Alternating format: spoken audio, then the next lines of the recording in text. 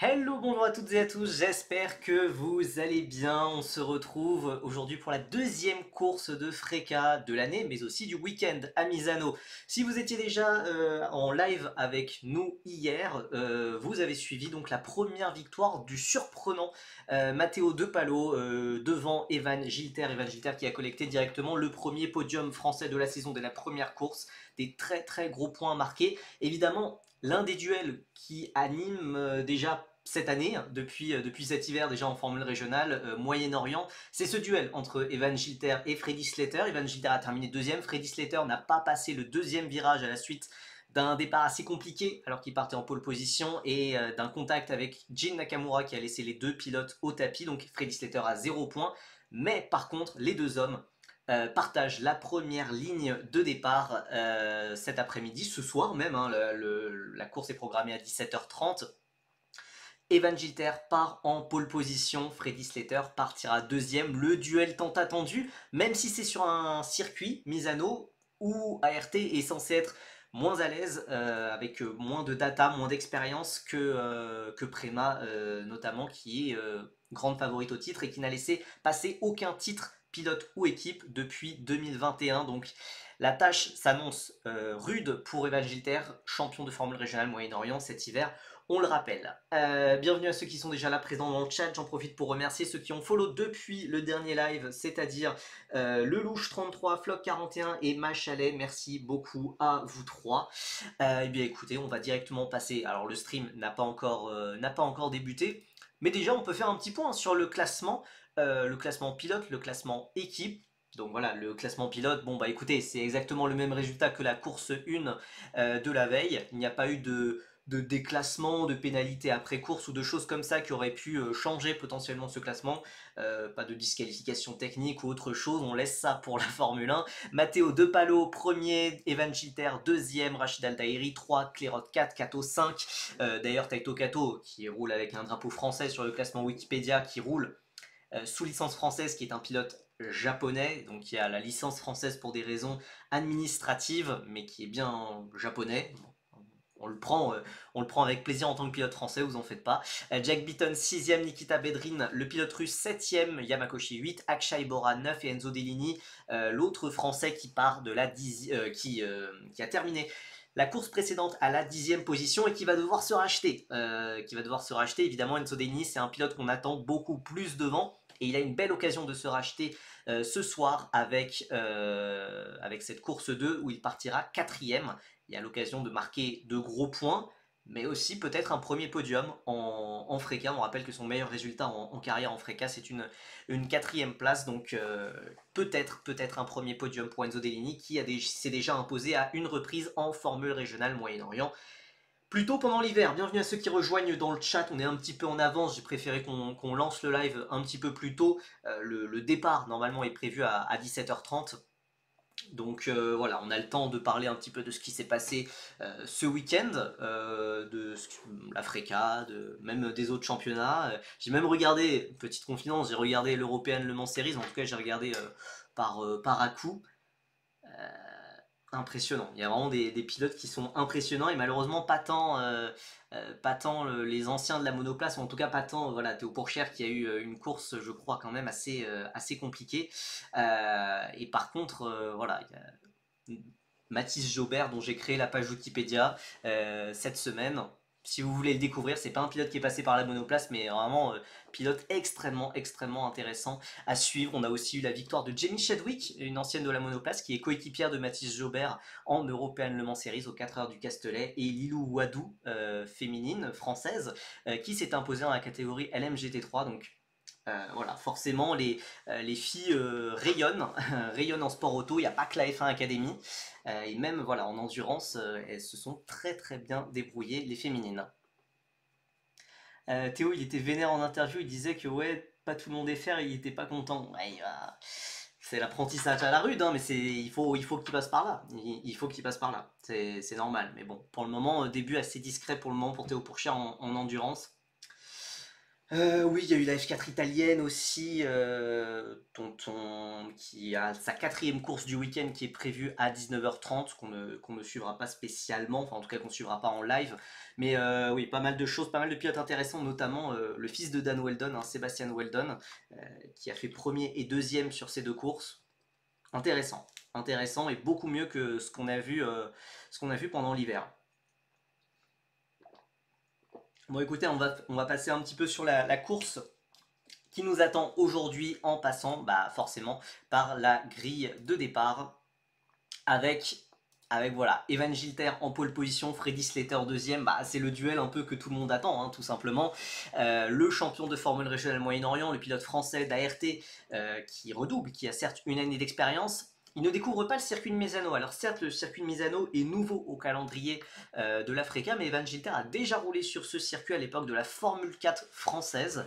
C'était d'ailleurs la seule fois de l'histoire de la F4 française que ça passait à Misano. Mais donc Evan Gilter, mais aussi Enzo Peugeot ont déjà roulé sur ce circuit. Evan Gilter donc, qui partira en pole position, sa première pole position en Freca devant Freddy Slater. En pole hier, qui a eu un départ laborieux. Il a eu un départ franchement laborieux, il s'est directement fait déborder par Matteo De Palo et puis ensuite bah, voilà, il s'est retrouvé un petit peu plus, je ne veux pas dire dans le peloton, puisqu'il évoluait au niveau de la troisième position environ, puisque Evan Gilter était en train de le passer, et il a été tapé à l'arrière par Jin Nakamura, donc forcément, ça ne met pas une petite pression sur Slater, mais voilà, Slater va devoir marquer des points rapidement pour éviter de courir après le score. Euh, Avec tous les tests que Slater a fait, il a probablement plus de roulage en formule régionale que Gilter. C'est pas impossible. C'est pas impossible. Après, tu peux rouler autant que tu veux. Le roulage que tu as sur un week-end de course, sur une qualif, sur des courses, un départ, etc., c'est quelque chose de différent quand même. C'est quelque chose de différent et que les tests peuvent pas trop rattraper. Mais c'est en termes de kilométrage pur, il est probable en effet que Freddy Slater ait plus roulé que Evan Gilter qui a cependant une année d'expérience en Freca. Matteo De Palo, très très très surprenant. Matteo De Palo qui partira troisième, qui confirme son coup d'éclat de la veille, un vainqueur et donc actuel leader du championnat. Hein. Il faut le dire, Matteo De Palo, leader du championnat après une course, qui confirme que voilà, la Trident est extrêmement à l'aise. Ses coéquipiers se sont aussi bien qualifiés. Bah voilà, notamment le petit chouchou de FC Benoît 7, Mandavoud Birondagli qui partira 9e. Enzo Dellini, notre deuxième français, partira quatrième. Elle est importante. Elle fait du bien. Elle fait du bien déjà cette qualification. C'est peut-être son point faible principal à Enzo Dellini. Donc c'est important déjà de progresser, car il avait fait 11e sur la qualification précédente. Donc vraiment une bonne qualification. Le rythme avait été plutôt intéressant en course, il était un petit peu remonté, il avait réussi à sauver le point de la 10e place, il va falloir plus. Est-ce qu'il peut aller chercher un podium? En tout cas, il faut des gros points, il faut vraiment lancer la saison. Salut Thiago, t'as raté la course d'hier, qu'est-ce qui est arrivé à Slater? Et bah du coup, Freddy Slater, mauvais départ, directement débordé par De Palo, puis même limite par Gilter et tapé par Jin Nakamura. Jin Nakamura, le jeune pilote Toyota qui a d'ailleurs reçu 4 places de pénalité, vous le voyez en bas de l'écran, qui partira de la 12e position. Il s'était originellement qualifié en 8e position, mais a reçu une pénalité de 4 places pour l'incident avec Freddy Slater, qui a laissé d'ailleurs les deux pilotes au tapis, hein, Slater et Nakamura, ont tous les deux été forcés à l'abandon. Donc, comme vous pouvez le voir, voilà, sur le classement général, ce sont deux pilotes qui ne sont même pas classés au championnat, vu qu'ils n'ont pas fini la course. Tim Gerhardt non plus n'a pas pris part à cette course.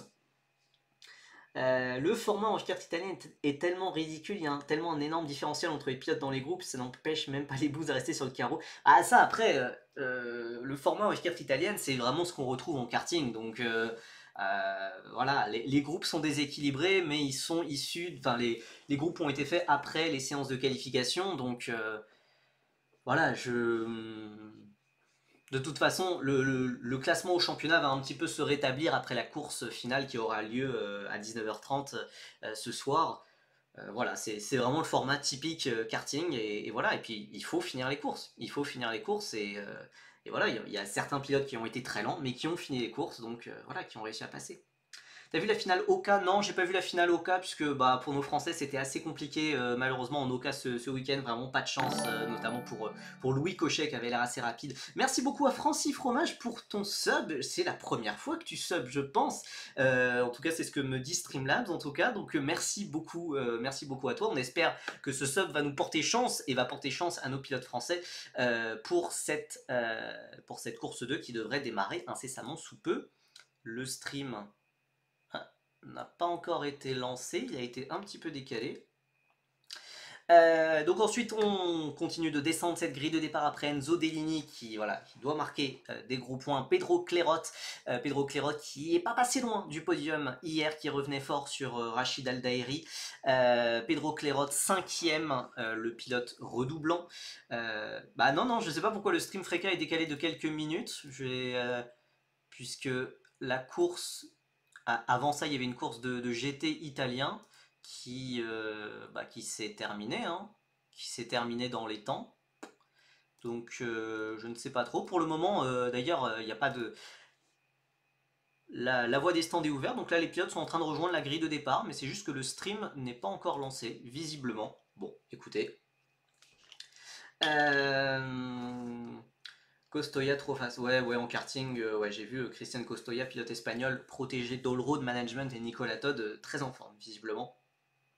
Ce serait bien si la Freka avait des réseaux sociaux pour communiquer sur les retards ou autres. Alors, heureusement, la Freka, côté réseaux sociaux, ils sont pas tip top, notamment sur Twitter où ils se sont fait hacker et remplacés par un compte de crypto. Ouais, c'est compliqué les réseaux sociaux de la Freka, hein, c'est compliqué. Donc après Pedro Clerot, à ses côtés Rachid Aldairi, le rapide pilote émirati, si discret en F4 et pourtant si impressionnant en formule régionale. Vraiment, depuis ses débuts en formule régionale en toute fin d'année dernière, il impressionne et c'est un Aldairi complètement transformé par rapport à aux saisons précédentes. Il a déjà 2 saisons en F4 où il avait été très discret, Aldairi, donc 3ème qui partira 6ème. Ensuite, derrière, on retrouve Dion Gauda sur sa Van Amersfoort Racing, vainqueur rookie, même si ça ne veut pas dire grand chose vu qu'il a fini la course en 17ème, une catégorie rookie, avec 2, 3, 4 pilotes qui ne sont malheureusement pas parmi les favoris, les outsiders du championnat, mais quand même bonne qualification du pilote indo-britannique Dion Gauda, qui partage la ligne avec son compatriote Akshay Bora de chez Harris, qui avait signé ses 2 premiers points en Freka la veille. Nandavoud Birombagdi, lui, il est à la recherche de ses premiers points en Freka. C'est pas la première fois que le Thaïlandais se qualifie dans le top 10. Et là, il a une opportunité, le pilote Trident, de signer ses premiers points en Freka. Il partage la 5ème ligne avec Nikita Bedrin, le pilote russe sous licence italienne, le pilote Saint-Eloch.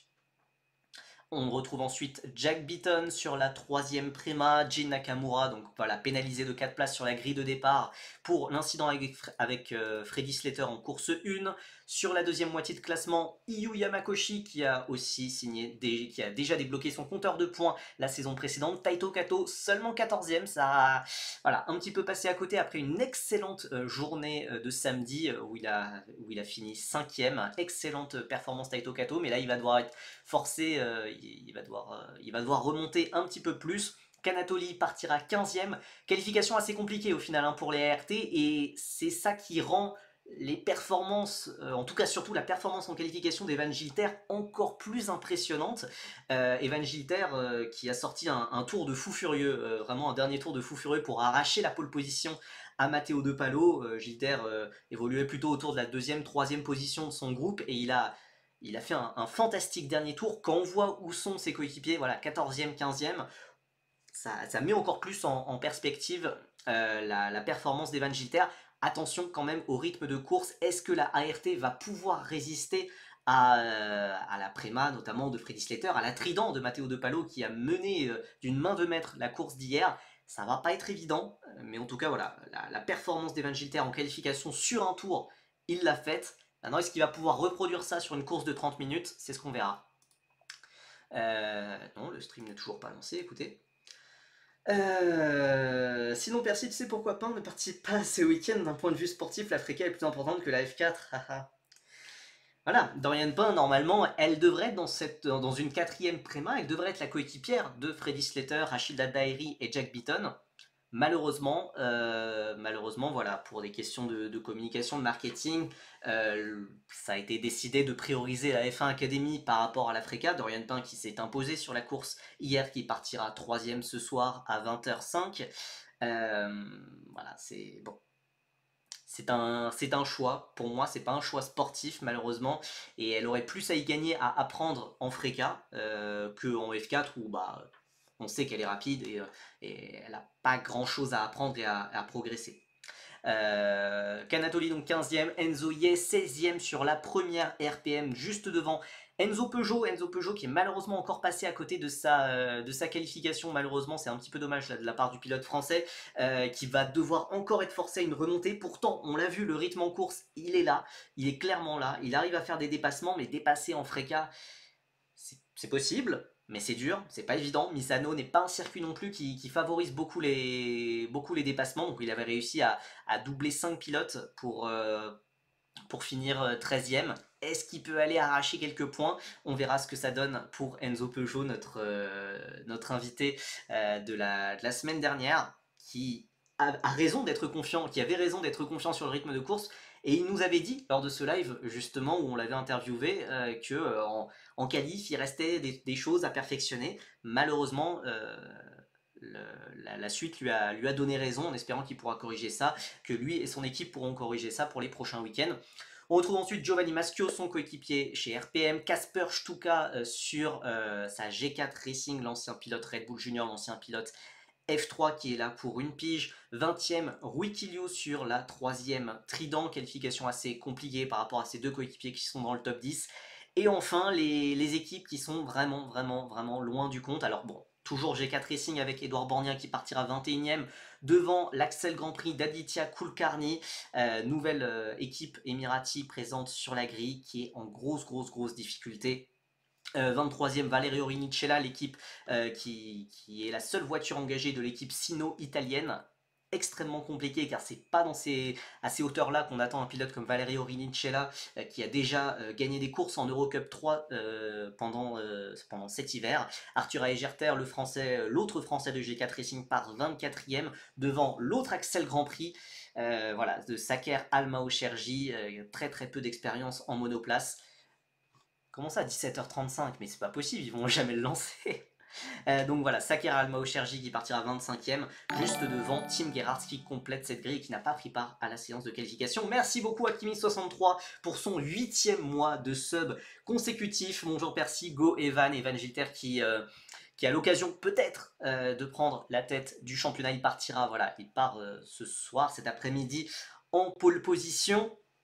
Maintenant, encore une fois, il a réussi à faire un tour de titan, un tour vraiment sensationnel durant la séance de qualification pour arracher la pole position à Matteo De Pallo avec plus d'un dixième et demi d'avance. Mais voilà, sur une course entière, sur une course de 30 minutes plus un tour, est-ce qu'il pourra résister au rythme de la Prema de Slater, au rythme de la Trident de Matteo De Pallo, qui a été si solide hier? Ça va pas être évident. Ça va pas être évident. Maintenant, Evan a une certaine expérience et le champion de Formule régionale Moyen-Orient, ça lui offre quand même quelques arguments. Il a une saison d'expérience aussi. Est-ce que lui et ART vont pouvoir résister à Slater et De Pallo? C'est ce qu'on verra. Et d'ailleurs, quid aussi d'Enzo Dellini qui part 4e, soit bien mieux que pour la course d'hier. Donc voilà, lui aussi peut jouer les troubles faits. Peut-être qu'il peut aller embêter ce top 3. C'est vrai que là, comme ça, instinctivement, on a l'impression que c'est Gilter face à Slater et De Pallo aussi, vu que visiblement De Pallo et Trident ont l'air très à l'aise sur ce circuit. Mais attention aux pilotes derrière, hein, Dellini, Clairot, Aldairi, 3 pilotes très solides, 3 outsiders potentiellement pour le titre ou pour des victoires. Clairot et Aldairi qui ont fini 4e et 3e hier. Enzo Deni qui a déjà gagné cet hiver au Moyen-Orient. Donc voilà, ce top 6 est vraiment potentiellement très solide. Il les a tous matés en qualif, c'est le plus important, il monte sa pointe de vitesse. Alors je sais pas si c'est le plus important, mais clairement, le stream va enfin être lancé. Je sais pas si c'est le plus important, mais en tout cas, extrêmement impressionnant sur cette séance de qualification Evan Gilter. Ça a vraiment surpris tout le monde, hein, ce tour. La RT est un peu plus limitée en course par rapport à Trident et Prema selon Kimi63 dans le chat. Je pense que ça dépendra des circuits. Ça dépendra forcément des circuits. Alors voilà, Prema, la FRECA, ça reste le championnat de Prema qui n'a laissé passer aucun titre depuis 2021. Je pense que voilà, ça dépendra pas mal des courses, des circuits. Voilà, ART ne connaît pas le circuit, ne connaît pas vraiment le circuit de Misano, donc on va voir est-ce que ART va progresser sur ça en rythme de course pure. Ça avait été assez compliqué quand même hier. Gilter avait pas mal été sur la défensive, avec pour sauver sa deuxième position face à Rachid Aldairi et même Pedro Clerot. Donc on va voir ce que ça va donner aujourd'hui, mais en tout cas déjà un podium serait de très très très gros points. Et écoutez, même peut-être une victoire, faire une victoire face à Slater, face à Trident aussi, face à De Palo, etc. En Italie, sur les terres de Prema, en tout cas des équipes italiennes, ça serait un très gros coup, hein, franchement. Oui, non, je diffuse les images du stream de Freka, vu que c'est diffusé sur YouTube, je peux le diffuser ici. Je peux le diffuser ici. Il faut juste que les Japonais continuent à sortir Slater. Alors c'est vrai qu'il commence à y avoir une petite tradition, hein, sur ce début d'année 2025. Hein, Taito Kato qui avait sorti une fois Freddy Slater au Moyen-Orient cet hiver et Jin Nakamura qui a sorti Slater hier. Écoutez, bon, ça va être un peu plus compliqué. Là, les Japonais se sont qualifiés un petit peu plus loin en dehors du top 10. Donc, on va voir. De Palo connaît aussi le circuit comme Trident. Alors après, non, De Palo et Trident ne sont pas censés être si performants non plus. Alors autant Prema et Van Amersfoort, c'est un circuit qu'ils connaissent très bien puisqu'ils y ont roulé en formule régionale en 2020, car à l'époque c'était au calendrier, quand ça ne s'appelait pas encore Freca. Mais De Palo, qui est un ancien de la F4 espagnol, et Trident, qui a rejoint la formule régionale en 2022, c'est surprenant. C'est surprenant et voilà, pas grand monde l'avait vu venir. Voilà, il y a eu les tests de pré-saison à Misano, mais en dehors de ça, enfin, comme tout le monde, quoi. Comme tout le monde. Allez, vous voyez voilà à quoi ressemble ce circuit de Misano qu'on connaît assez peu, hein, en dehors du Grand Prix moto. On n'a pas beaucoup de championnats qui s'y déroulent. Bon, alors, la qualité est immonde, j'espère que ça va vite se corriger. 240p, je pense que vous méritez un petit peu plus que ça.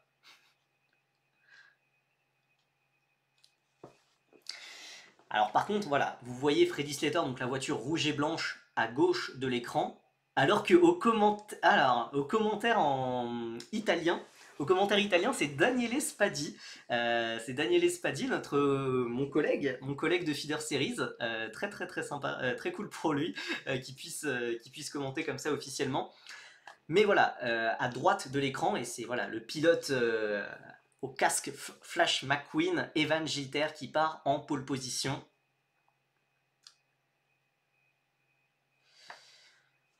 Voilà, donc il peut jouer gros, mais avec cette pole position, il va partir à l'extérieur. Le premier virage va d'abord tourner à droite, donc du côté de Slater, mais ensuite ça va faire un enchaînement qui fera que Evan sera à l'extérieur au premier virage, puis à l'intérieur au deuxième. Maintenant, de toute façon, il va falloir faire un bon départ, chose que n'avait pas pu faire Freddy Slater hier en partant de la pole position, où il avait directement été débordé par Matteo De Palo, qui lui partait deuxième. À quand le commentateur Percy sur le YouTube FR? Bah, peut-être un jour, je l'espère. À quand les commentaires de la F4 française pour toi Percy? Je l'espère, un jour, j'espère. J'espère.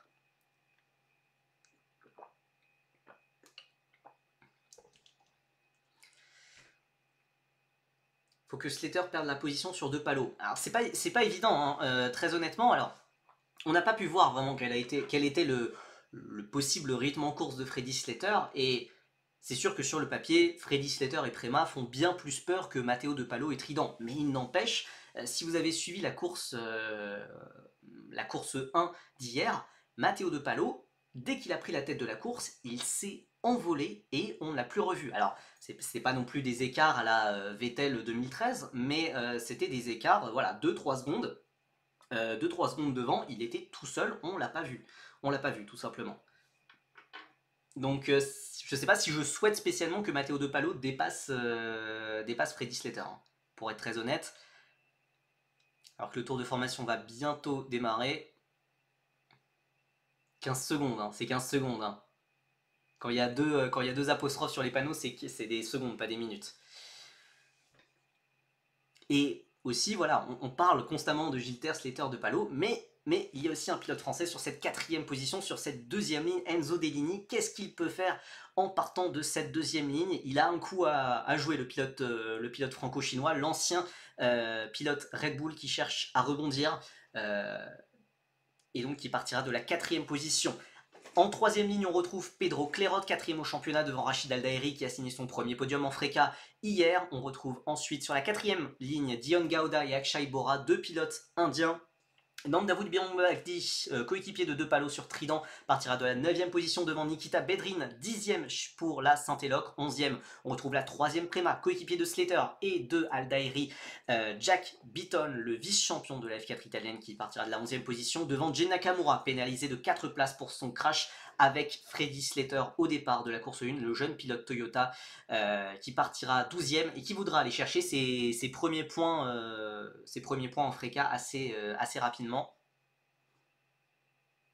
En 13e position, on retrouve son compatriote Iyu Yamakoshi, d'ailleurs on a un quatuor de japonais en fait, de la 12e à la 15e position.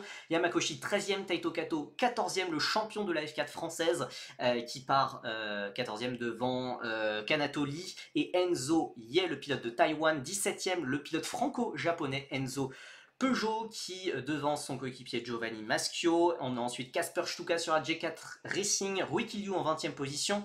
Puis ensuite, notre autre français, Edouard Borgnard pour G4 devant Aditya Kulkarni, Valerio Rinicella et Arthur Eigerter. Et ensuite, sur la dernière ligne, on retrouve Saker Almaocherji et Tim Gerhardt qui complètent cette grille de départ.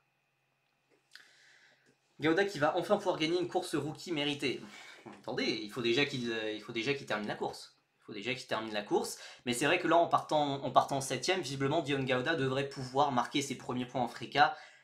C'est vrai que voir Dion Gauda sur le podium à la fin de la course 1, après avoir fait 17ème ou 18ème, c'était un petit peu bizarre. C'était un petit peu bizarre, et c'est pas la façon dont il veut gagner des trophées, Dion Gauda, de toute façon.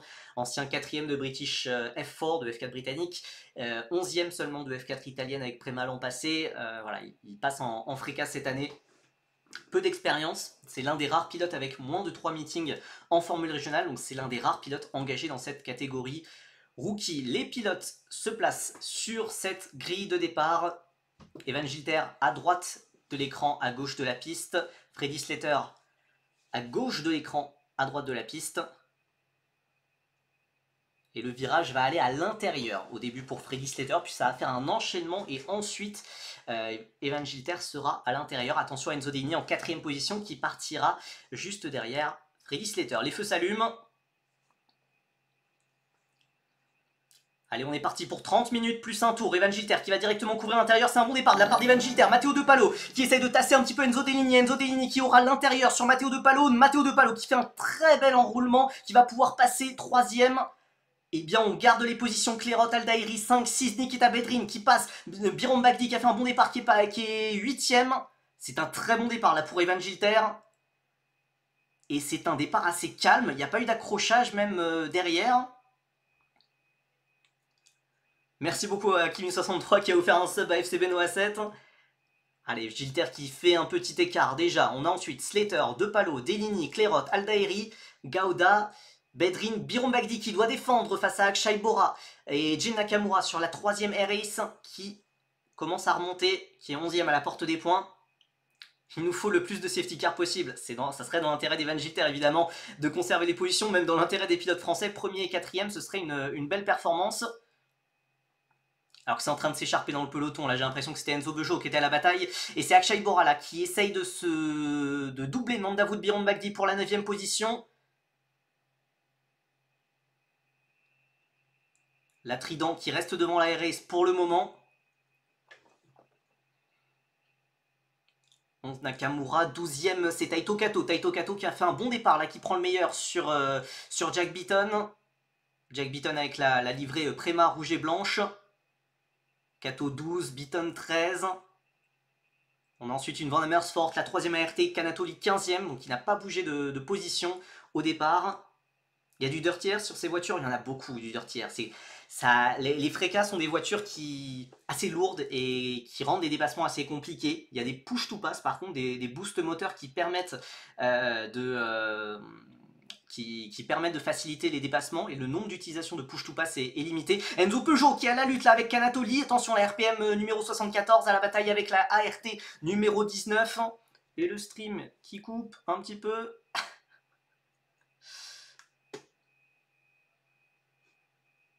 Allez, ça reprend.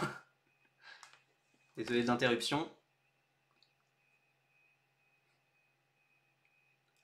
Gilter toujours. Pour l'instant, Slater n'arrive pas à vraiment inquiéter Evan Gilter. Alors que la Canatoli doit défendre sur Enzo Peugeot. Et peut-être que c'est Giovanni. Oh, c'est insupportable. Ouais, je vais peut-être passer en 360 là, puisque là c'est compliqué.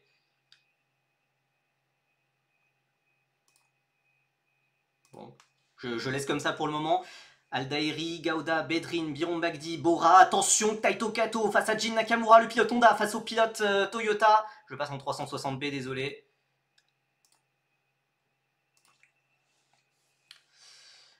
Duel, je vais pas dire fratricide entre deux pilotes japonais.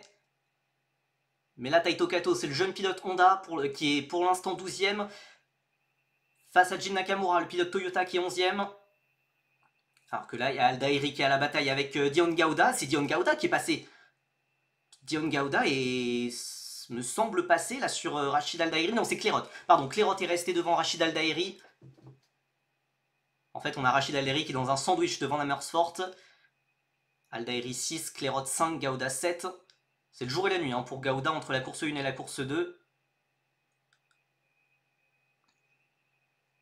J'espère que Evan ne tape pas trop dans cette pneu, mais c'est un début de course solide pour le moment. Pour le moment, c'est un début de course parfait. Maintenant, ce qui va être intéressant à surveiller, ça va être de voir comment, voilà, quel sera le rythme d'Evan et même des ART dans l'ensemble, puisque on l'a vu hein, sur la course 1, les 3 ART, Evan, Taito Kato et Canatoli, ont vraiment décroché sur la deuxième partie de course. Donc Evan a quand même sauvé une deuxième position et Taito Kato une 5e, mais pour Canatoli, voilà, ça l'a expulsé en dehors des points. Donc on va voir comment ART va gérer ça cette fois. Et Slater revient un petit peu quand même. Hein. Slater revient au contact d'Evan Gilter. Taito Kato, lui, n'a pas réussi à passer sur Jin Nakamura. Enzo Peugeot, lui, est 16e, juste derrière Canatoli. 30 minutes, c'est vraiment long, je suis d'accord. C'est extrêmement long quand il y a un pilote français qui est en tête, hein, 30 minutes.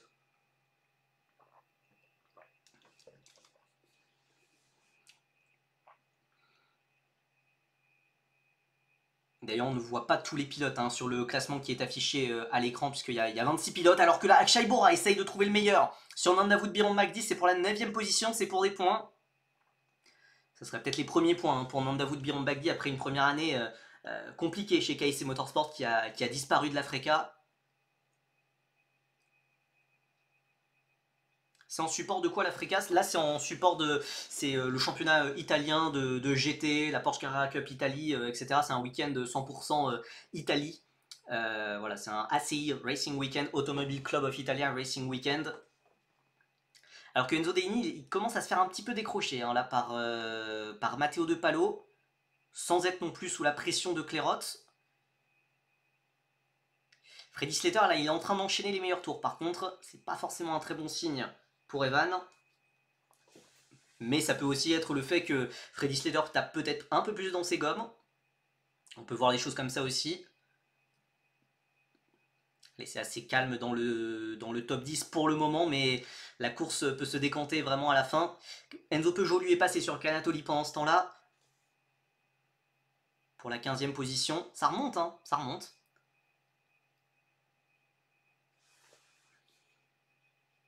Si on peut faire des conclusions hâtives, on peut dire qu'avec cette compétitivité, tu vois plus Gilter fight Slater qu'avant le week-end. Faut que ça tienne sur toute la saison, mais faut que ça tienne sur toute la saison. Voilà.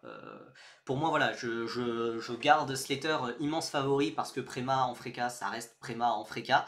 Maintenant, c'est très intéressant pour le moment ce que fait Evan Gilter sur ce week-end, mais voilà, c'est vrai que pour moi, c'est une bonne surprise.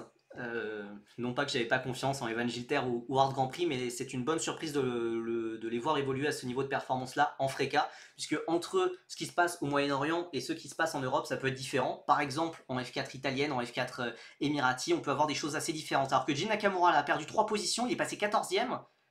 Je n'ai pas vu, est-ce qu'il a fait un petit peu de hors-piste.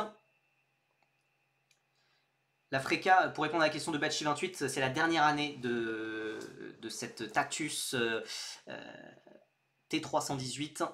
La 7e année d'exploitation déjà, c'est une voiture très ancienne qui sera remplacée par une deuxième génération en 2026, dont on a assez peu de détails pour le moment. D'ailleurs, la FRECA qui va changer de nom. Ça ne sera plus la FRECA, ce sera la Formule Régionale Européenne. Car Alpine et le groupe Renault dans l'ensemble vont se désengager. Alors que là, Rachid Al-Dairi est très pressant sur Pedro Clerot et ça sera peut-être le moment pour Akshay Bora de dépasser pour la 9e position Nandavoud Biron Bagdi. Oh, Clerot il fait une défense rugueuse justement face à Rachid Al-Dairi, connu lui aussi pour ses défenses rugueuses. Attention entre le Brésilien et l'Emirati. Alors ça fait les affaires évidemment d'Enzo Dellini qui peut un petit peu s'échapper et même revenir sur De Pallo. C'est intéressant, là, Enzo Dellini a mis un petit coup de collier là, sur le dernier tour, pendant que Akshay Bora, son coéquipier, a pris le meilleur sur Biron Bagdi pour la 9e position. Un bon tour là pour les pilotes race, pas tous, puisque Jin Nakamura a perdu 3 positions, on n'a pas vu ce qui s'était passé exactement. Mais il a été repoussé assez loin de la zone des points. Enzo Peugeot n'a pas pu en profiter, il est toujours 15e pour le moment. Oh oui, il y a une RPM qui est passée dans le mur. On va la voir notre safety car. On va la voir notre safety car. J'ai pas pu identifier qui était le pilote RPM. C'est Giovanni Maschio. C'est Giovanni Maschio qui a tapé le mur. Il a dû avoir il a forcément eu un contact. La voiture est détruite. On va la voir notre safety car. Alors que Enzo Dellini venait de signer le meilleur tour en course. Giovanni Maschio fait signe qu'il va bien. Qu'est-ce qui s'est passé? Alors il y a dû avoir un contact, il était à la bataille avec environ Kanatoli, Rui Liu, Kasper Stuka, c'est dans ces positions-là à peu près.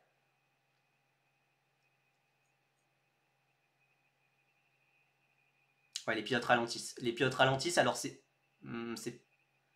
pas encore affiché, mais normalement il va y avoir une safety car.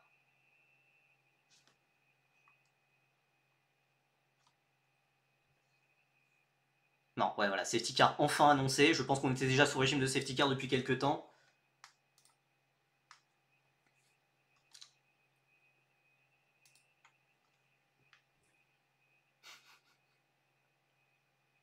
Bon, ça va permettre un petit peu de répit pour Evan Gilter, qui va pouvoir un petit peu aussi sauver ses pneus.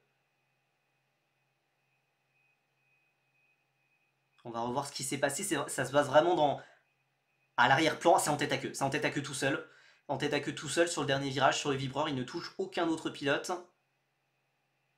On va avoir la caméra sur... Oh, ouais, tout seul malheureusement à l'aspiration sur Wikiliu. Peut-être un petit peu gêné par le dirtier du pilote chinois. Mais voilà, malheureusement, erreur de pilotage de la part du pilote transalpin qui en est à sa 3e saison dans la catégorie. Et qui provoque donc cette première safety car de la course. Et d'ailleurs, pour le moment, il n'y a personne qui ne s'affaire sur la voiture du pilote RPM. Donc pour le moment, la voiture reste là. J'ai loupé le début, il s'est passé des trucs importants pour les Français. Non, bon départ. Bon départ assez calme. Gilter 1, Dellini 4, donc ils ont gardé leur position de départ. Taito Kato, je ne sais pas si tu le considères comme pilote français, mais ça remonte, tout comme Enzo Peugeot aussi. Ça a remonté quelques dépassements au départ.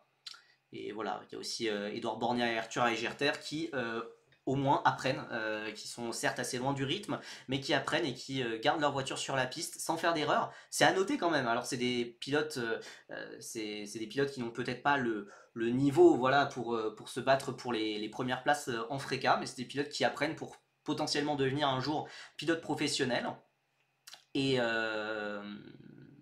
voilà, pour le moment, ils ne font pas d'erreur, que ce soit en qualification, que ce soit en course, contrairement à voilà, Giovanni Maschio qui en est à sa 3e année d'expérience, contrairement aux pilotes Axel Grand Prix qui ont provoqué des drapeaux rouges en qualification hier. Edouard Borgna et Arthur Eigerter, c'est un apprentissage, un apprentissage solide pour le moment, pas d'erreur, on n'espère pas leur porter la poisse évidemment, Mais en tout cas, voilà, Borgnia 22, Eigerter 24. D'ailleurs, pourquoi Veselao ne roule pas ce week-end? Oui, le pilote ukrainien était censé rouler pour Saint-Éloque, mais il a... Alors, je ne sais pas si c'est une fracture, mais en tout cas une voilà, douleur au poignet à la suite d'un crash lors des tests de pré-saison. Et donc, malheureusement pour le pilote Saint-Éloque, il a dû déclarer forfait pour cette première manche de la saison et il espère revenir par contre à Spa-Francorchamps. Ouais, on peut profiter de la safety car pour se remettre à l'heure. La safety car est partie. Evan Gilter qui a relancé assez tôt Pedro Clerot qui est reparti, qui est passé un petit peu au large. C'est une bonne relance de la part d'Evan Gilter. Et Slater est un petit peu sous la menace de Matteo De Palo.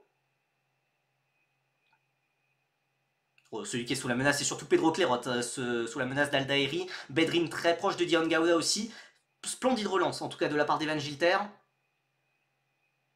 Oui, oui, non, mais ils ont évacué la voiture de Maschio très rapidement. Je pensais que ça allait prendre beaucoup plus de temps. Rachid Aldairi à l'attaque, justement. Oh, les devants Amersfoort qui se font complètement avoir. Puisque Aldairi est en train de passer Clerot et Nikita Bedrin est en train de finaliser le dépassement sur Gauda. C'est pas encore fait. Je crois qu'il est quand même passé. Enzo Dellini est proche de Matteo De Palo. Ouais, les Van Amersfoort qui ont perdu chacun une position. Et même Dion Gauda là, qui est en train de se faire déborder par Akshay Bora à l'extérieur. Alors, je ne sais pas si ça a assez chauffé ses pneus. Enzo Dellini qui est presque à hauteur de Matteo De Palo. Malheureusement, il va être à l'extérieur. Ça va être compliqué de dépasser. Il devrait pouvoir avoir une meilleure réaccélération à la sortie. Akshay Bora, lui, est passé sur Dion Gauda pour la 8ème position. Ouais, Enzo Dellini à l'aspiration sur Matteo De Palo. Matteo De Palo qui défend à l'intérieur. Ça va être compliqué de dépasser. On suit toujours cette bataille entre De Palo et Dellini. De Palo qui redéfend l'intérieur, Rachid Aldairi qui tente un dépassement de loin, heureusement Enzo Dellini l'a vu. Oh, attention au pilote émirati. Enzo Dellini reste devant pour le moment. Aldairi va faire un petit peu de hors-piste et défendre sur Clerot. Oh, attention, c'est en train de s'emballer cette course. Et Aldairi qui se fait prendre à son propre jeu et qui perd une position. Pedro Clerot récupère son avantage et même Nikita Bedrin. Nikita Bedrin va essayer de passer sur le pilote Yashit. Nikita Bedrin, splendide. C'est splendide à l'extérieur. Alors là, Aldairi, il s'est fait avoir à l'expérience. Par l'expérience de Nikita Bedrin, ancien vainqueur de F3, que Saint-Éloque est bien contente d'avoir récupéré. Alors que là, on est plus au fond dans le peloton. Là, Jin Nakamura et Kanatoli.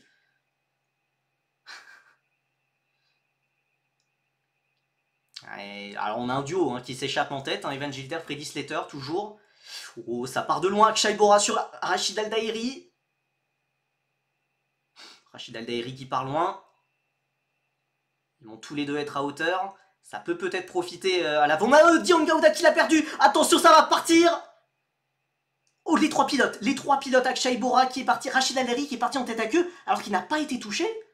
Pour moi, il n'a pas été touché, Rachid Aldairi. Il va pouvoir repartir. Par contre, Dion Gauda ne va pas pouvoir repartir, lui. Sa suspension est complètement brisée. C'était un incident très bizarre. C'était vraiment un incident très bizarre. Et safety car à nouveau, Jack Beaton qui va devoir se ranger derrière Nandavoud Biron-Bagdi. On va revoir ce qui s'est passé. C'était... Alors, Dion Gauda la perd tout seul, à moins qu'il se fasse pousser un petit peu avant par Akshay Bora. Puisque alors certes, Dion Gauda percute Akshay Bora. Mais pour moi, il ne touche pas Aldairi. S'il doit le toucher, oui. L'avant de la voiture de Gauda touche l'arrière de Aldairi. Et là, ça peut offrir une bonne opportunité pour Enzo Peugeot. Alors, j'aimerais bien qu'on nous remontre le classement. Puisque là, Enzo Peugeot a dû se rapprocher de la zone des points. Ouais, malheureusement, Akshay Bora, assez innocent dans tout ça. Alors, Nakamura qui... Alors, pour le moment, donc le top 6 inchangé, puisque Bedrin a passé Aldairi. Biron Bagdi 7, Beaton 8, Yamakoshi 9. Nakamura 10, Kato 11, Peugeot 12, nos franco-japonais. Nos franco-japonais à la porte des points, ce serait bien d'aller dépasser un ou deux pilotes encore. Ouais, pour le moment, ça voudrait dire, avec l'abandon de Dion Gauda, ça voudrait dire que le vainqueur rookie serait Tim Gerhardt. Voilà, vous faites ce que vous voulez de cette information, mais cette catégorie rookie est assez risible cette année. Allez, une nouvelle safety car. Pour le moment, Freddy Slater n'a pas pu vraiment se montrer menaçant, toujours en restant à 5-6 dixièmes, mais pas vraiment proche pour pouvoir mettre la vraie pression, pouvoir vraiment porter une attaque. Mais il reste encore un bon gros tiers de course. Hein. Elle est loin d'être jouée encore, cette course, pour Evan Gilter. Enzo Deini, c'était intéressant sa relance. Hein. Il a été vraiment proche de doubler Matteo De Palo. Faudrait pas mieux supprimer la catégorie rookie à ce point. Bah, de toute façon, voilà, ce championnat va avoir de grandes révolutions en 2026.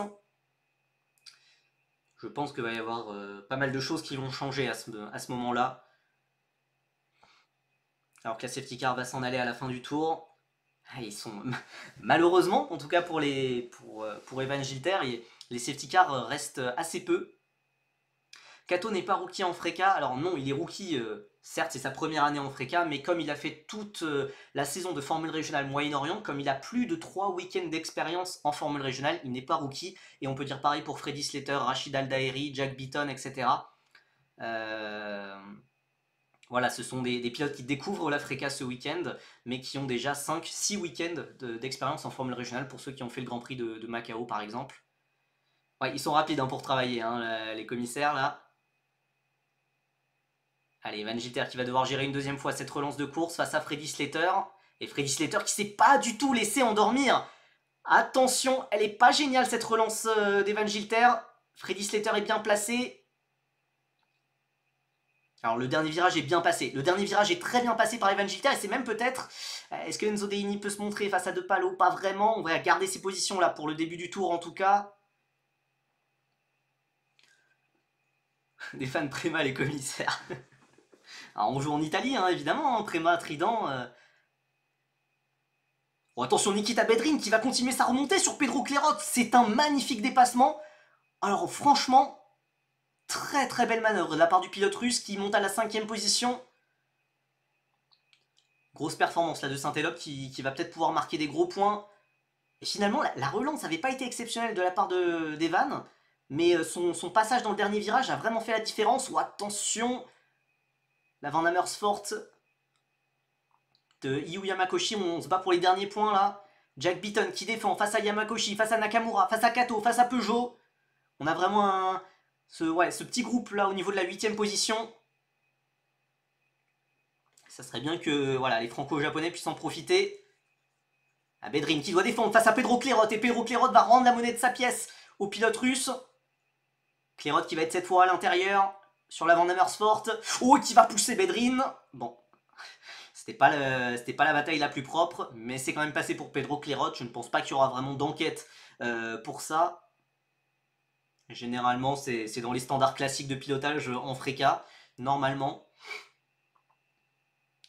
Alors que là, on a Enzo Peugeot enfermé entre les deux ART, Canatoli à l'arrière, Taito Kato à l'avant. Yamakoshi, lui, avec la Van Amersfoort numéro 6, est passé sur Jin Nakamura pour la 9ème position. Allez, il reste encore plus de 10 minutes de course. 10 minutes de course plus un tour.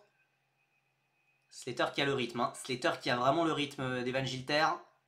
Mais est-ce qu'il a assez de rythme pour dépasser le pilote français? Ça, c'est une chose moins évidente.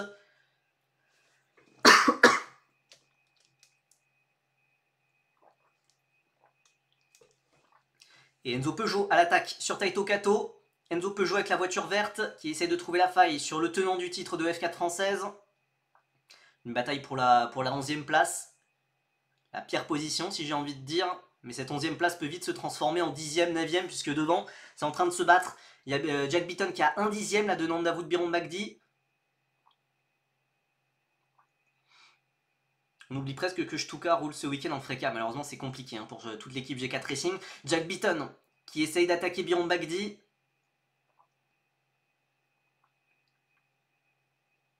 Ça va rester derrière pour le moment. Taito Kato qui doit défendre face à Enzo Peugeot. Le japonais sous licence française face au franco-japonais sous licence française. Attention à pas s'y perdre. Allez, Evan tourne à gauche pour aller à droite. Ceux qui ont la ref. Deligny 4ème qui est un petit peu dans un no man's land. Hein. Il n'est pas inquiété par Clerot qui regarde plutôt dans ses rétros face à Nikita Bedrin. Et il y a ouais, 8-9 dixièmes voilà, de Matteo De Palo. Pour le moment, course assez tranquille pour le pilote franco-chinois.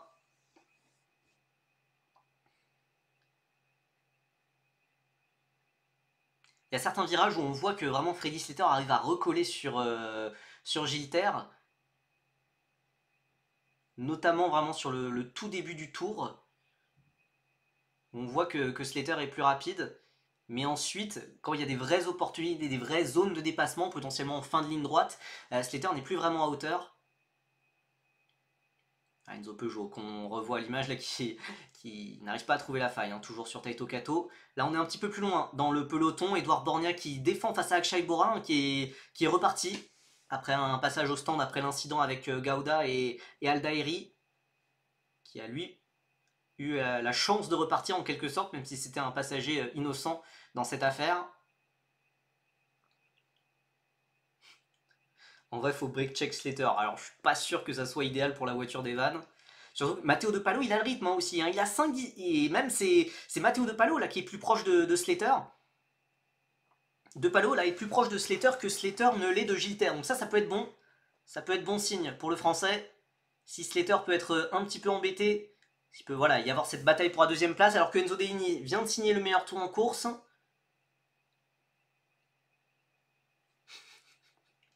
Ça serait vraiment extrêmement drôle que si Evan, genre il est champion ou quelque chose comme ça, il roule avec une livrée, alors une livrée ou un casque d'Inoco, je pense qu'il est capable de le faire, ça honnêtement.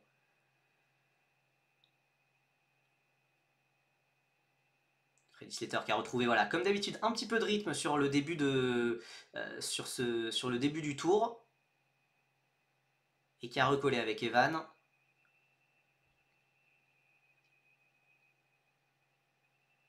3 dixièmes, là, Freddy Slater, il va être peut-être pour la première fois, Freddy Slater pourrait avoir une opportunité de dépassement. Alors que Enzo Peugeot essaye toujours de batailler avec Taito Kato pour la 11e place. Il y a un pilote qui est parti dans les graviers derrière. Je n'ai pas trop identifié la couleur. Je crois que c'est Canatoli.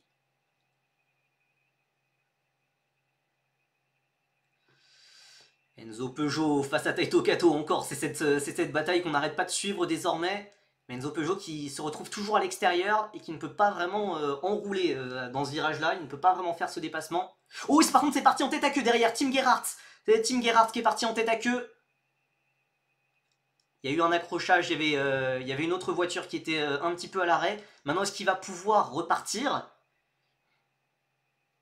Est-ce qu'il va pouvoir repartir, Tim Gerhardt? C'est la question. Alors que Freddy Slater vient de signer le meilleur tour en course. Rinicella qui a perdu quelques positions.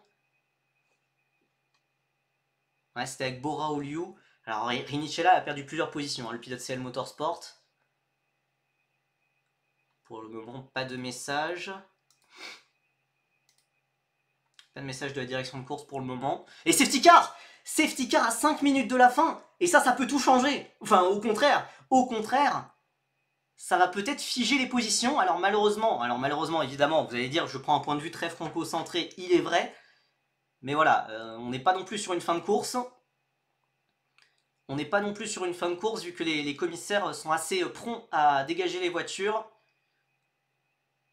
Alors ça va donner du répit à Evan Giter là qui commençait à se retrouver sous la pression de Freddy Slater. Ça va le caméraman, on ne me dérange pas. C'est bon pour notre Gigi national, ça peut être bon. Ça peut être bon, maintenant je pense qu'on aura quand même 2-3 tours de course encore.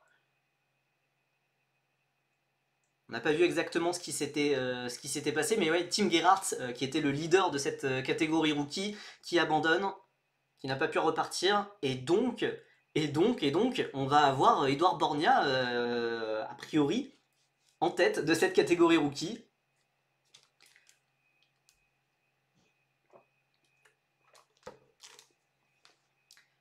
Oh, ça va vite repartir, hein. Ça va vite repartir, la grue est déjà sur place.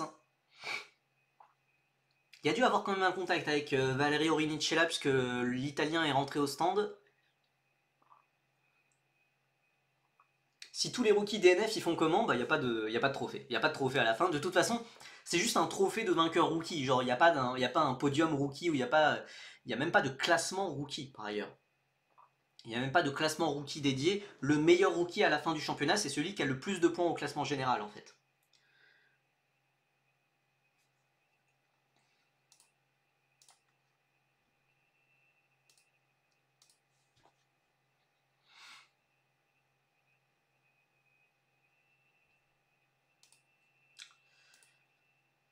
Ouais, voiture 50, 50 et 12 sous enquête, donc c'est Gerhardt et Renicella. Donc oui, ça confirme bien ce que je disais de toute façon.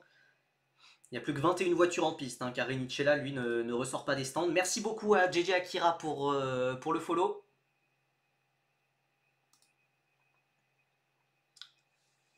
Voiture 7 et 45 entre Byron Bagdi et Beaton pour un incident sous safety car. Alors, je l'ai pas vu. Moi, je vois pas le message de la direction de course, perso. Et la safety car, elle va s'en aller à la fin de ce tour. Elle va s'en aller à la fin de ce tour. Voilà, il reste 2 minutes 35. Le tour se fait en 1,29, 1,30. Il va rester... ça dépend. Ça dépend. Peut-être qu'il faudrait que Gilter relance peut-être un petit peu tard pour être sûr de n'avoir que 2 tours et pas 3. Ouais, la safety car qui s'échappe. Bah, encore 3 tours. Bah... Je sais pas, s'il passe sur la ligne... Ah ouais, ça va être... Ouais, c'est trop compliqué. Ouais, encore 3 tours. Encore 3 tours. C'est trop compliqué. Allez, Van Gilter qui doit bien gérer ses pneus. Freddy Slater avait été excellent. Hein. Avait été excellent sur la deuxième relance. Il a été excellent jusqu'à ce dernier virage où il en a un petit peu perdu sur le pilote français. Mais avant ça, Slater avait été vraiment très très bon. Il s'était vraiment pas fait surprendre. Surveiller aussi Enzo Deligny en 4ème position. Est-ce qu'il peut aller chercher un premier podium? On est reparti. Bonne relance de la part d'Evan. Matteo De Palo complètement décroché par contre par Freddy Slater. Allez, passer un bon dernier virage. Et non, il va rester 2 tours. Hein. Il va rester 2 tours. J'avais bien raison.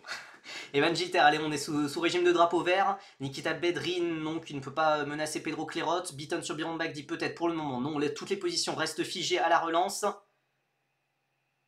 Evan Gilter qui est peut-être à 2 tours de sa première victoire de la saison en FRECA. Ça serait sa 2e victoire en FRECA en carrière. On rappelle qu'il avait déjà remporté une victoire l'an passé. C'était déjà au premier meeting de la saison, c'était à Hockenheim.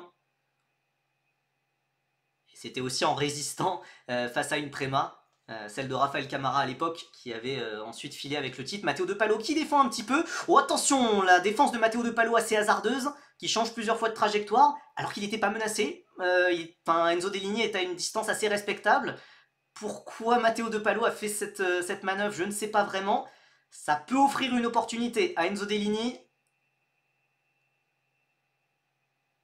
Matteo De Palo qui essaye de se porter à l'intérieur, puis à l'extérieur, puis encore à l'intérieur, ça fait beaucoup, ça commence à faire beaucoup là Matteo De Palo.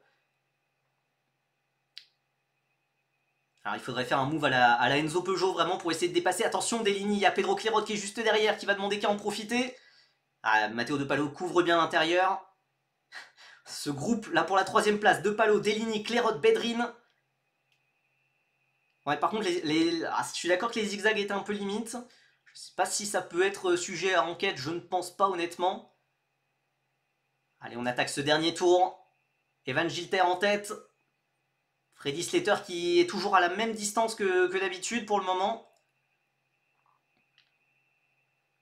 Pour le moment, Taito Kato, Enzo Peugeot, c'est toujours à la porte des points.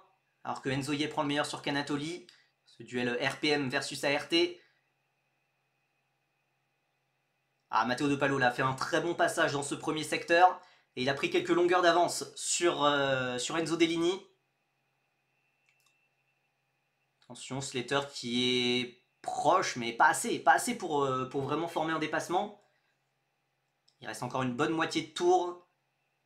Ah, Taito Kato qui est 11ème. Il va peut-être finir à la porte des points, tout comme Enzo Peugeot. C'est frustrant. Allez, bien soigner cette relance. Elle est importante cette ligne droite. Deligny qui a recollé avec De Palo. Et De Palo qui refait ses zigzags. Encore. Pour le moment, Evan Gilter n'est pas... Non, Evan Gilter n'est pas inquiété. Evan Gilter n'est pas inquiété. Il faut juste ne pas faire d'erreur et la ramener à la maison. Oh, Freddy Slater qui s'est un petit peu montré à l'intérieur quand même. Normalement, il n'y a plus vraiment d'opportunité de dépassement. Il ne reste plus qu'un virage pour Evan Gilter pour aller décrocher cette victoire en Freka devant son rival. C'est la dernière accélération.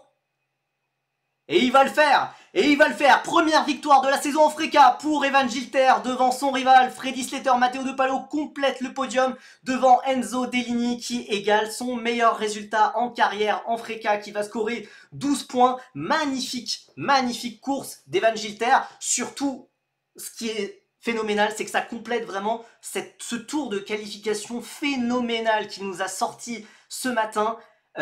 Splendide performance. Alors certes, Freddy Slater a le meilleur tour, on rappelle, il n'y a pas de points pour la pole position ou pour le meilleur tour, donc c'est plus honorifique qu'autre chose. Malheureusement, Freddy Slater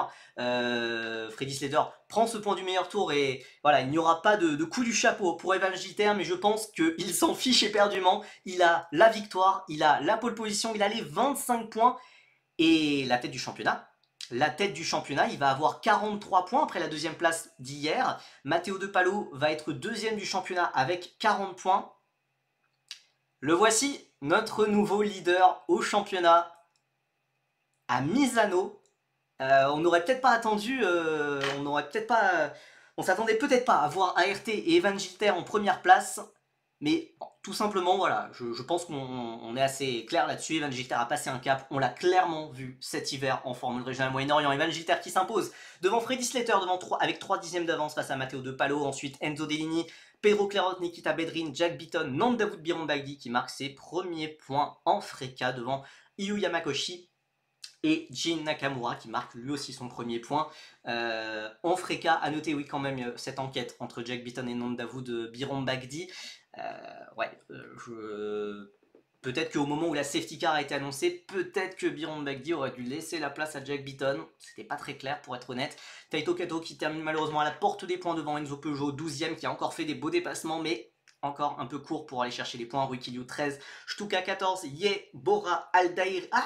Alors excusez-moi, mais Aldairi avait repris part à la course, 17ème devant Kanatoli. Edouard Borgnaï, le vainqueur rookie, en 19ème position devant Saker Almaoucherji et Arthur Aigerter qui complète cette course. Encore un apprentissage studieux et donc 5 abandons, beaucoup plus qu'hier. Pour Evan Gilter, très honnêtement, ce week-end, qu'il est important de transposer ce qu'il a fait cet hiver au Moyen-Orient en Freka, qui reste quand même le championnat de référence, le championnat dominé par Prema. Fantastique, fantastique. Très très grande performance. Alors, vous allez me dire, certes, il y a eu pas mal de safety cars, certes, mais après, Freddy Slater n'a jamais été vraiment en mesure, il n'a jamais fait de vraies tentatives de dépassement. Par exemple, on a vu Enzo Deligny assez proche de Matteo De Palo parfois, on n'a jamais vu Freddy Slater proche d'Evan Gilter à ce point. Donc il n'a pas été vraiment sérieusement inquiété, même si évidemment, à la moindre erreur, Freddy Slater en profitait, il n'a absolument pas craqué. Grosse performance de la part du pilote français. Après, belle performance aussi de Freddy Slater, deuxième. Il en avait besoin aussi de ses points, de vraiment lancer sa saison après l'abandon d'hier. Mais ça fait 2 pour Evan Gilter et 0 pour Freddy Slater dans ce duel direct. Attention quand même, ce duel direct, il peut être troublé par d'autres pilotes. On l'a vu ce week-end, Matteo De Palo, voilà, 3ème, 2ème au championnat. À voir si la Trident pourra confirmer sur d'autres circuits, des circuits plus traditionnels, plus connus. En tout cas pour aujourd'hui, il n'y en avait que pour cet homme. Après sa splendide pole position, il confirme en course.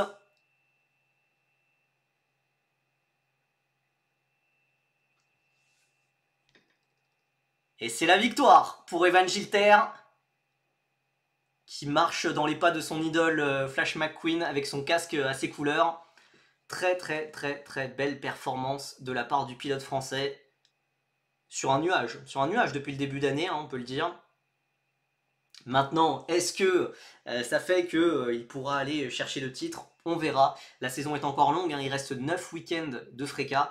C'est pas évident. Il va y avoir des circuits où je pense Prema sera plus à l'aise. Il y aura des circuits, il y aura des jours où ça tournera peut-être un petit peu moins bien. En tout cas, quand il faut, quand les éléments sont en sa faveur, il faut maximiser le résultat. Et là, Evan Gilter a fait plus que maximiser le résultat. Quand on voit aussi la performance des qualifications, la performance de ses coéquipiers, on est obligé de souligner le travail d'Evan. Et le caméraman, on le tient plus. Hein. On le tient plus, le caméraman, c'est exceptionnel. Hein.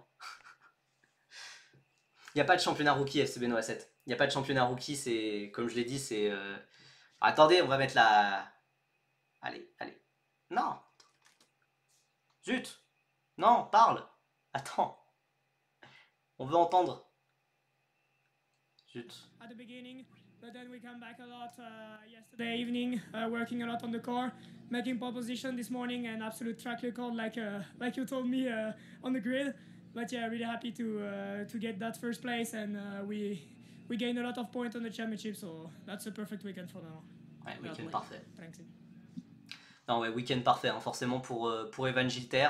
Évidemment, son objectif avant tout c'était la pole position. On sait à quel point la FRECA c'est un championnat de qualification et il a fait vraiment le boulot qu'il fallait en qualification. J'aimerais vraiment bien avoir un on-board puisque vraiment son tour avait l'air sensationnel, en tout cas de l'extérieur. Quand on voit la marge qu'il avait face à Matteo De Palo, il a mis plus d'1,5 dixième d'avance. En FRECA c'est quand même des gros écarts, 1,5 dixième. Purée, quand même j'espère que Giovanni Maschio va bien parce que le choc qui s'est pris là sur le mur de la voie des stands, il était pas anodin quand même ce choc. En tout cas, voilà, Evan Gilter a parfaitement maîtrisé cette course. Certes, il a été aidé par quelques safety cars qui ont réduit un peu le temps sous drapeau vert. Mais après, il n'a jamais été vraiment menacé hein, par Freddy Slater. Début de saison quasi parfait, tout simplement, pour Evan. La prochaine manche, ça sera à Spa-Francorchamps dans 2 semaines. Un circuit que Evan et même la famille Gilter connaissent bien. Hein, la famille Gilter qui a une équipe, hein, SK Racing en Fun Cup. Ah, on revoit un peu mieux le crash entre Renicella et Gerhardt. Bon, c'est l'heure de l'apéro, merci pour l'heure de l'apéro à 18h20. Ouais, c'est vrai. Vu qu'il fait jour dehors, moi dans la tête, c'est pas encore l'apéro. Non, j'ai pas vu le crash de Rojon, le Mancup, non. On espère que le moteur est bon pour Spa. Bah, il le faudra pour la ligne droite de Kamel. En tout cas, non. Sur ce début de saison, en tout cas, il n'y a pas eu de performance inquiétante de moteur. Il n'y a pas eu de grosses différences, en tout cas visibles à l'œil nu. Peut-être qu'il doit y en avoir, de toute façon, il y a toujours des différences entre les moteurs. Même quand on essaie de faire les moteurs on ne peut plus égaux, il y a toujours des petites différences qui existent. Mais en tout cas, voilà, il n'y avait pas de différence vraiment flagrante qui existait. Le wiki est à jour. Bah, on va peut-être voir le podium s'il le diffuse. Parfois, la diffusion s'arrête avant. Et oui, il va y avoir 2 Français sur le podium. Il va y avoir 2 Français sur le podium. Il va y avoir Edouard Borgna sur le podium en tant que vainqueur rookie. C'est très chouette pour lui. Hein. Enfin, c'est vraiment un chouette gars. Maintenant, je sais... de toute façon, ça va être son premier podium. Hein. Son premier podium en sport automobile. En vrai qu'il le savoure. Et l'air de rien, il a évité les incidents. Et voilà, 19ème, il a battu d'autres pilotes. Voilà, certes, ça a moins de prestige que quand c'était Isaac Adjar et Gabriel Emini qui se battaient pour le titre rookie en FRECA. Ou même, même quand c'était Leonardo Fornaroli ou Noah Stromsted. On rappelle que l'an passé, la bataille au titre rookie s'est déroulée entre Noah Stromsted et Evan Gilter. Bon, voilà, ça... c'est un petit peu tombé. Mais Borgna, il est pas horrible, hein, comme vous pouvez le dire. Il est pas horrible, hein, c'est juste que voilà, il part de zéro. Il part de zéro, il a commencé le sport auto en 2023 et voilà. Hein. Mais il est pas horrible, hein. Je pense qu'il pourra faire carrière pour être pilote pro plus tard, quoi. Les pilotes montent sur le podium. Matteo De Palo, c'est déjà son 2e podium. Il aurait clairement signé à 2 mains pour être 2e du championnat et avoir 2 podiums en 2 courses. Freddy Slater, il va se contenter de cette 2e place et espérera vite prendre sa revanche alors que Evan Gilter brandit son casque pour célébrer sa victoire. Victoire de Flash McQueen et Evan Gilter et Hard Grand Prix. Et Hard Grand Prix qui peut célébrer victoire d'Hard Grand Prix. qui s'était déjà imposé à 3 reprises, si je ne dis pas de bêtises, l'an passé, 2 fois avec Justy, une fois avec Gilter. Et Edouard Borgna, qui monte donc sur ce podium en tant que vainqueur rookie, bravo à lui.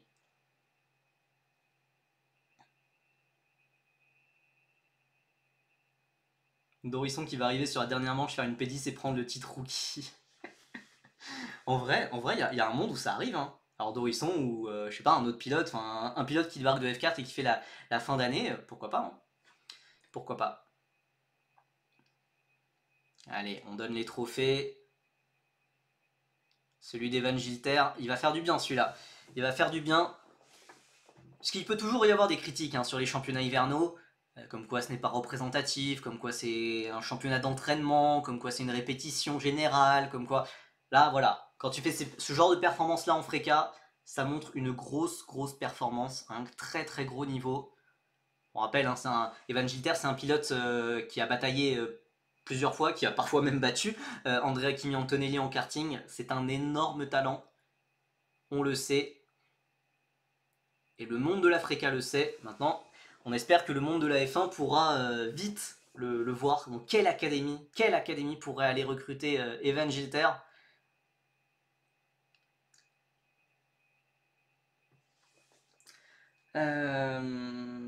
Newman Excel, si jamais ils ont 2 voitures. Bref, ouais, pourquoi pas, oui. Pourquoi pas. Oh, en plus, ils ont même pas mis la Marseillaise en entier. J'ai pas diffusé la Marseillaise parce que après YouTube va pas être content pour la rediffusion. Ils vont être là en mode ouais, c'est copyright la Marseillaise. D'ailleurs, qui a les droits d'auteur pour la Marseillaise? Bref, je ne sais pas. Sinon, Axel, ils ont racheté les KC ou pas? Je ne sais pas. Je ne sais pas. J'ai entendu des rumeurs comme quoi le matériel Axel Grand Prix viendrait de KC, mais j'ai pas de confirmation officielle de mon côté. En tout cas, il est beau ce podium. Il est beau ce podium. Et qui va être le premier à ouvrir le champagne? Gilter et Slater ont dû pas mal s'entraîner pendant l'hiver. Et c'est Slater qui arrive à débouchonner le champagne en premier. Alors que De Palot deuxième et Gilter troisième. Et le stream va s'arrêter là. Domaine public maintenant. Bah logiquement oui, la Marseillaise c'est domaine public. Hein. Bon, attendez, on va... attendez, je vais mettre le classement. Le classement complet.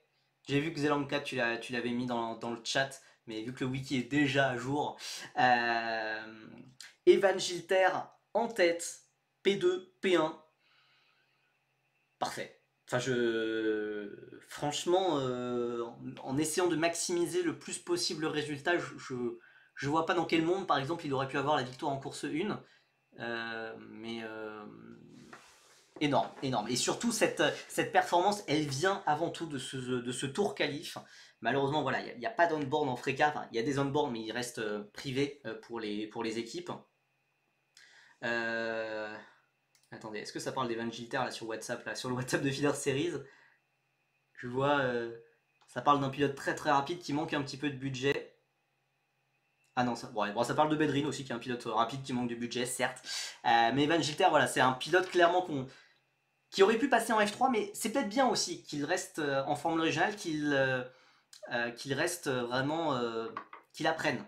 Parce que sa saison 2024 avait été vraiment imparfaite. On avait vu voilà, des irrégularités, un peu des montagnes russes dans la saison d'Evan Gilter. Mais là, sur ce début 2025,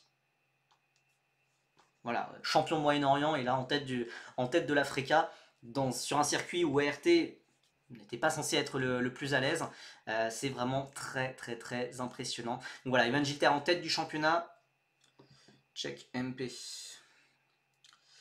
Evan Gilter en tête du championnat devant Matteo De Pallo.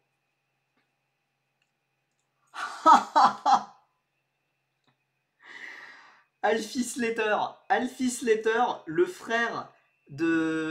petit frère de Freddy Slater qui chouine en commentaire sur YouTube en disant que voilà, Evan Gilter, second year driver versus someone who raced a couple races.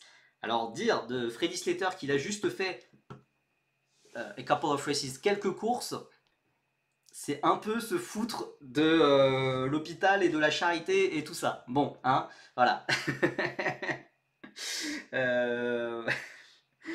Bon. Slater a plus roulé qu'Evan. Je pense que en kilométrage, en formule régionale, oui, il a plus roulé. Maintenant, c'est aussi vrai que, voilà, comme je l'ai dit en début de stream, les départs, la sensation d'un week-end de course, etc., c'est pas quelque chose qu'on peut remplacer. C'est pas quelque chose qu'on peut remplacer. Après voilà, Freddy Slater reste pour moi encore complètement le favori de ce championnat, parce que ça reste Prema, parce que ça reste Freddy Slater, parce que c'est un talent, un énorme talent. Je ne dirais pas talent générationnel, parce que je réserve ce mot à certains pilotes style Andrea Kimi Antonelli, mais c'est un énorme talent. Donc voilà, oui, Alfie Slater, il est jeune, il a 14 ans je crois. Voilà, c'est normal, c'est normal qu'ils soient un petit peu dégoûtés, mais de toute façon, il y aura des jours meilleurs pour Freddy Slater aussi. En attendant, nous de notre côté, on doit aussi profiter pour Evan Gilter et puis même pour le clan français. Enzo Deligny, voilà, a fait une très très belle course. Malheureusement, on n'en parle pas trop vu que voilà, il y a un autre pilote français qui prend toute la lumière, mais voilà, Enzo Deini qui fait P4 sur la deuxième course, c'est très très bien. Il faut vraiment qu'il... En fait, on le voit, quand il arrive à scorer un bon résultat en qualif, il est dans le groupe de deux, il est dans le groupe de tête. Donc voilà, il faut qu'il arrive à reproduire ce genre de résultat plus souvent. Donc De Palou 2, Clairot 3. Aucun podium, mais troisième au championnat, donc très régulier quand même le pilote brésilien. Freddy Slater 4, Aldairi 5, ensuite on a Beaton et Bedrin, puis Deligny, Kato, Yamakoshi, Biron Magdi, Bora et Nakamura qui sont les 13 pilotes à avoir marqué des points. À noter, voilà, s'il y a quelqu'un a le screen du commentaire de Alfie, bah, FCB Noah 7 là. FCB Noah 7 là. Clairot does nothing between the championship. Alors j'ai la ref, mais en vrai, il fait rien. Enfin, parce que le gars, il s'est quand même qualifié tout devant. Il a largement battu ses coéquipiers. Non, très très très bon week-end aussi de Clairot. Mais en fait, il est un peu là où je le vois, Pedro Clairot. Il est très bon, il est très rapide. Mais voilà, pour moi, voilà, il est un cran en dessous des pilotes style Gilter, Slater, etc. Voilà. Donc il est là où je l'attends. Il est là où je l'attends. A noter que voilà, si Biron Bagdi ou Beaton a une pénalité pour l'incident qui s'est passé sous la safety car, c'est Taito Kato qui récupérerait un petit point. Bon, écoutez, eh ben on va se quitter là-dessus. Enfin voilà, trop content, excellente nouvelle, voilà, Evan Gilter déjà en tête du championnat avec déjà une victoire en Freca cette année. Je ne sais pas exactement quand sera le prochain live, puisque voilà, j'entame un nouveau stage à l'hôpital en tant qu'interne demain. Du coup, je ne sais pas exactement quels seront mes horaires, donc peut-être que les horaires de live peuvent un petit peu changer, je n'espère pas. Mais voilà, je vous tiendrai au courant s'il y a du nouveau. Et voilà, je vous tiendrai au courant sur les prochains lives. En attendant, nous on se dit à très bientôt sur Twitter, sur Insta, sur Feeder Series, sur YouTube, sur TikTok et sur Blue Sky. A très bientôt, merci beaucoup d'avoir été aussi nombreux sur ce live pour avoir suivi ensemble la première victoire d'Evan Gilter en Freca cette année. On se dit à très bientôt, bye bye.